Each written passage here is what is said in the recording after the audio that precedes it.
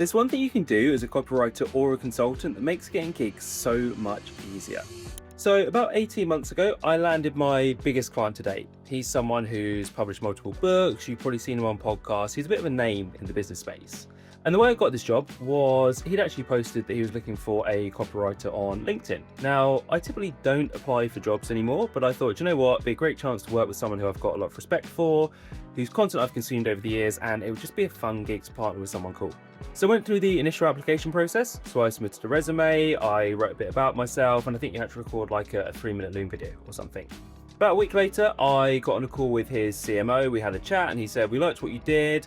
I'm interviewing about 20 people this week, so I'm going to send you another brief. It's a paid test project. Have a look at it, get it back to me by whatever date it was, and we'll go from there." So the test project came through, and you had to write an email, you had to design a landing page, and write a Facebook ad to go with that landing page. Now, what was interesting was there are a couple of tasks on there that were down as optional. And those optional tasks were different subject lines to split test, different landing page headlines to split test, and to write a couple of extra emails if you wanted to. Now in my head, the optional tasks weren't optional. The if you want to bit is basically a test to say, we're looking to see who goes above and beyond before they've even joined the team. So my brain just didn't even register the optional factor. I was like, well, obviously you need to do them, so go ahead and do them. And about a week later, I had another email again from the CMO saying, "Can we hop on another call?" Said, "Yep, great, let's do it."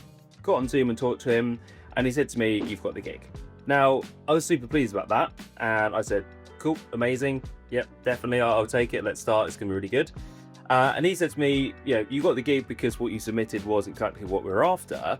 But interestingly, out of the 20 people who got the paid test project, remember, it was a paid test project, it wasn't a freebie, you were the only ones to do the extra tasks. And to me, I was like, how did no one else see that was optional? But it's kind of it's almost a sad reflection on our society. We see a gig with someone who, I don't know, 99% of copywriters would chop off their arm to get that gig. I mean, obviously not because then they couldn't write copy as well, but they would love that gig basically. And the people who got through the first stage of interviews didn't do the extra bit of work. And to me, that's just crazy. Which in a way is kind of sad because it shows what people's attitudes are like, and we think we're entitled to stuff and we don't have to do the extra work to get there. But it's also refreshing and it's motivating, because if you are a copywriter or a consultant or a media buyer, full stack marketer, whatever title you give yourself, it goes to show how much easier it can be to get clients when you just do a little bit extra. So have a think about that next time you're doing outreach, next time you're applying for a gig. Don't think about what's the bare minimum that I can do and maybe, hopefully, cross my fingers, get this gig. Have a think about how can I go above and beyond and show myself to be someone who's of value and someone who runs the extra mile.